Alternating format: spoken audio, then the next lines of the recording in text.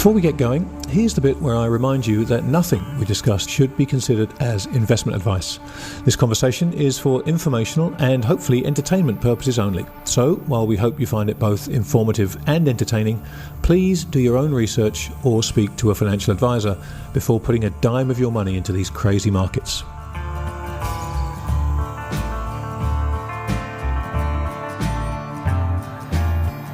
You're about to listen to a special preview edition of the Super Terrific Happy Hour, featuring the delightful Stephanie Pomboy and our very special guest, investor, entrepreneur and philanthropist, Sam Zell.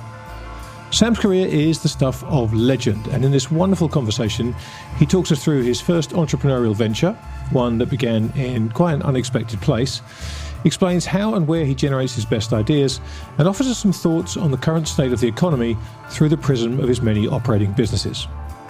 Every episode of the Grant Williams podcast, including the End Game, the Super Terrific Happy Hour, and the Narrative Game, is available to Copper and Silver tier subscribers at my website, grant-williams.com. Copper tier subscribers get access to all podcasts, while members of the Silver tier get both the podcasts and my monthly newsletter, Things That Make You Go, So, if you enjoy what you hear on the show and you want more high-quality content like it, please make your way over to grant-williams.com and join our exciting community today. And with that, please enjoy the show.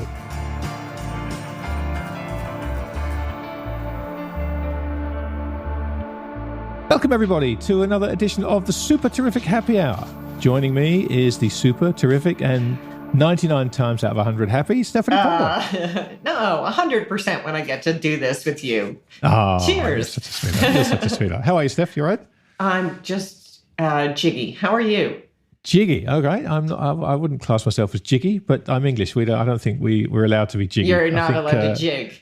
No, I think better than average. Is that Irish? Isn't that Irish? Is, yeah, okay. Definitely. I think better than average is how we Brits exclaim that we're doing fantastically well. We're rather more taciturn than you lot. Yes, as you must know by now.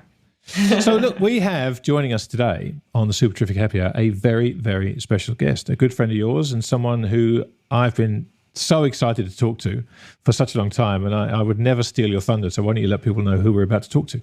Oh, no. I mean, I don't know if I would call him a good friend, but I was fortunate enough to make this man's acquaintance back at the, actually, after the housing bubble had begun to deflate, but people were still deep in denial, and just had pangs of nostalgia as I watched bubbles being inflated all over again and wanted to reach back out. And that man is Sam Zell, none other than the one and only. And I don't know that he really requires any further introduction other than just by name. He does not.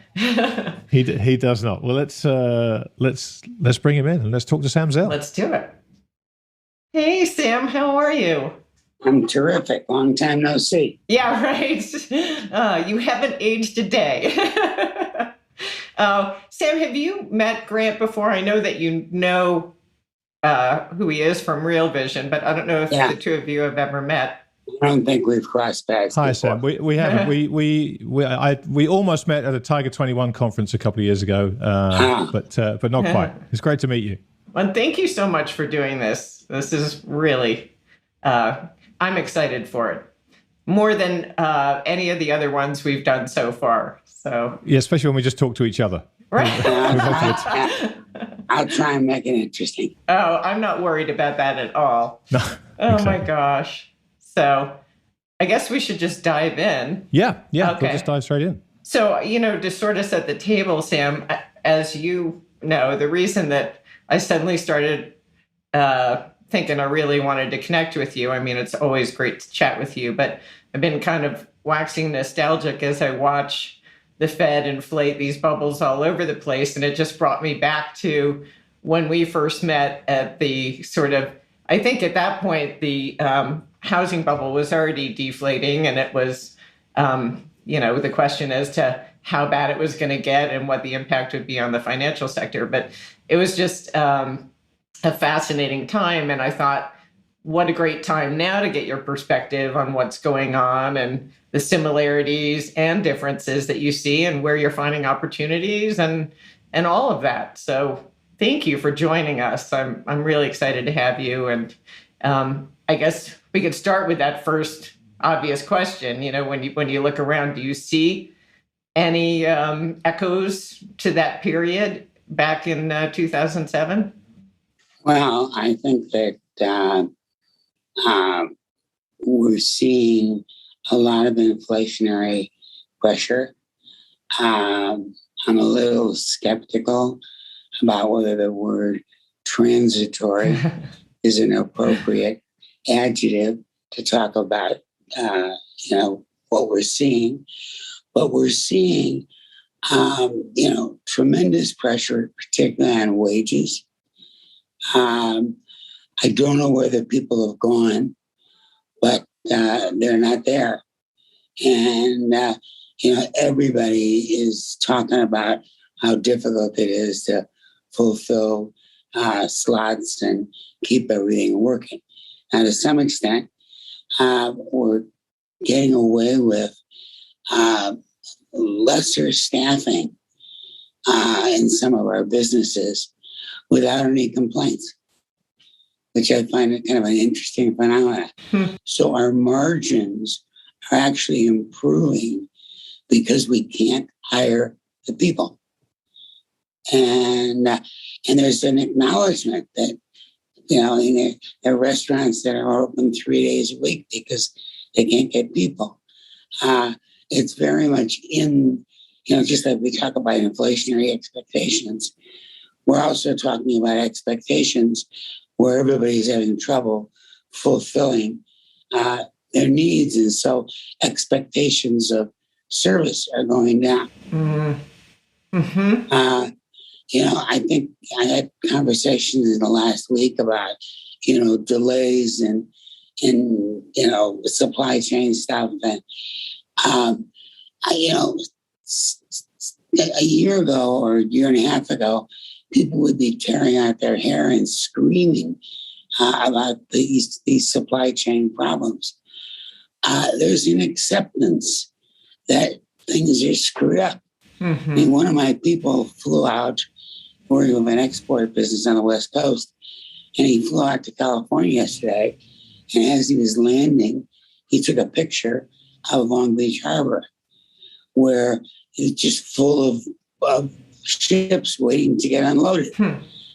Well, that's a very vivid picture of the backup in the supply chain. Mm-hmm. Maybe that makes it much easier for it to accept it, but it's certainly pushing up prices.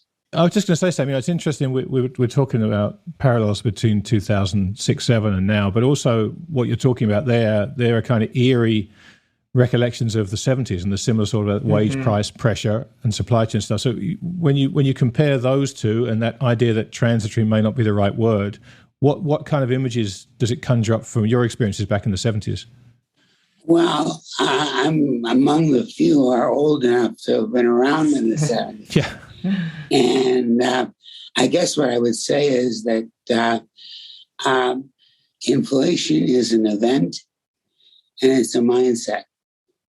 And so far, we've only had the event.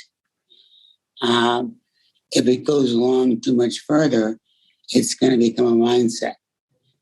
On the other hand, we're sitting here running all kinds of different businesses.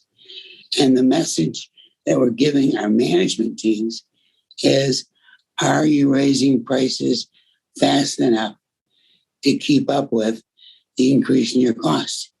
Yeah.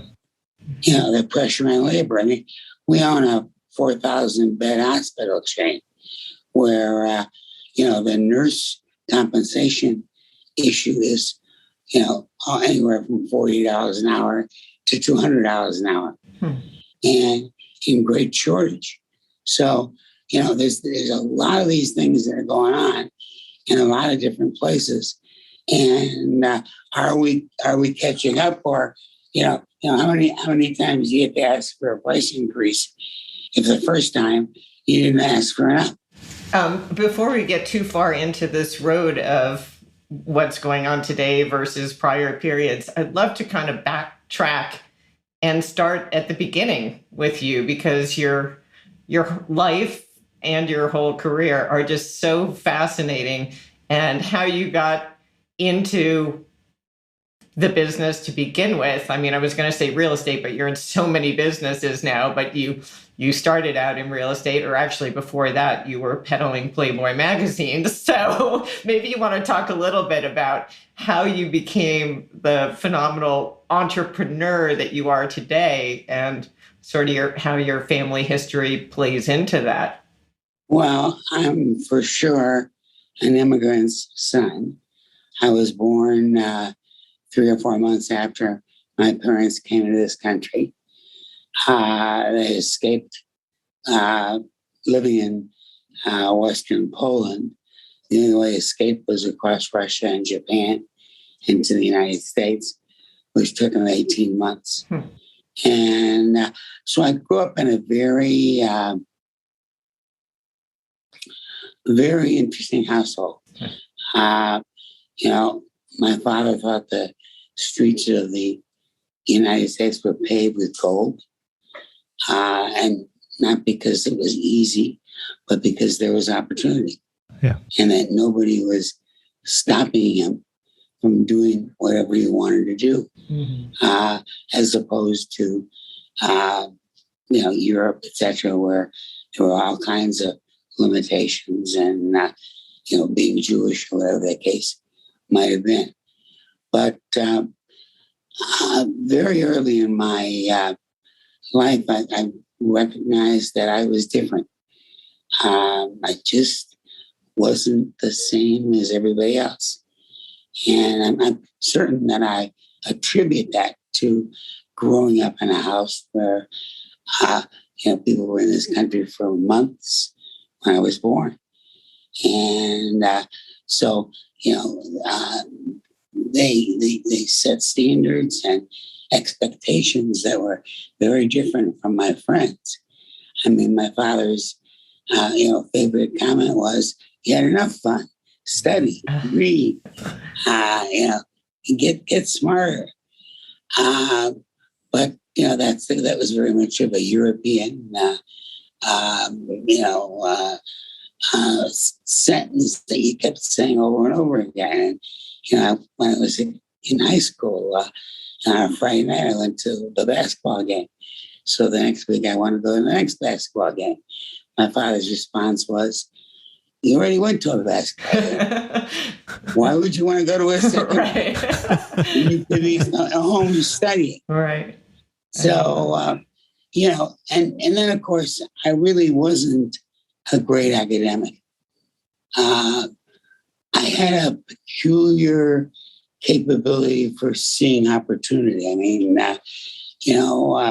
when I first moved to the suburbs, for the first year, I would recommute back into the city every day to go to yeshiva, which was a high-end Hebrew school. And I, being a 12-year-old and, living in a world where we could really be, left alone. I mean, I wandered around the city and I discovered that a guy named Hugh Hefner put out a new magazine called Playboy. And Playboy was only sold in the newsstands underneath the railroad stations or the L tracks. And it was way too risque for a normal distribution system. And certainly none of it was acceptable in the suburbs. So anyway, I bought a copy and at 50 cents, and I read it on the way home. And it was really interesting. I showed it to a friend of mine. And this friend of mine said, "Oh, wow, that's really terrific. You want to sell it?" Anyway, I sold him my 50-cent Playboy for $3. And I went into the import-export right. business. And the key was maintaining the margins. The full conversation is available to subscribers to the copper and silver tiers of my website, grant-williams.com. Nothing we discuss should be considered as investment advice. This conversation is for informational and hopefully entertainment purposes only. So, while we hope you find it both informative and entertaining, please do your own research or speak to a financial advisor before putting a dime of your money into these crazy markets.